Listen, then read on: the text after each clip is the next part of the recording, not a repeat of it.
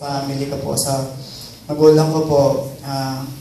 May nangyari po kasi last year na ang papa ko po kasi is umuwi sa ibang bahay. So, yun po yung pinag-pray ko before pa po na thanks be to God, unti-unti na po niya nang tinatugod po yung mga panalangin ko. So, last Sunday po tumawag po ako sa mama ko and then sabi po sa akin, umuwi na daw po ang tatay ko doon, pero hindi nga lang siya doon as in nag-i-stay. Uwi na daw po siya doon. So, sabi po kay mama na ipag-pray po namin siya na continue na po talaga yung pag-work po ni God sa buhay po ng aming tatay po pang tuloy mo na po talaga na doon na po talaga tumira sa amin at maging upuan na po talaga yung pamilya po namin. So, yun po yung pinag-pray ko po kay God na palagi na nawa umuwi na po talaga doon ang tatay ko po. So, thanks be to God po kasi yun nga po, kahit hindi man po bawal, nag-pray po tayo ngayon and ngayon din po yung tunay nga po na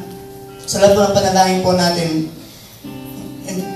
may nasa tamang panahon po. So ako binananampalataya na naniwala sa Diyos na isang araw po ay uwi na po ang tatay ko sa aming bahay. God will glory po. Salamat sa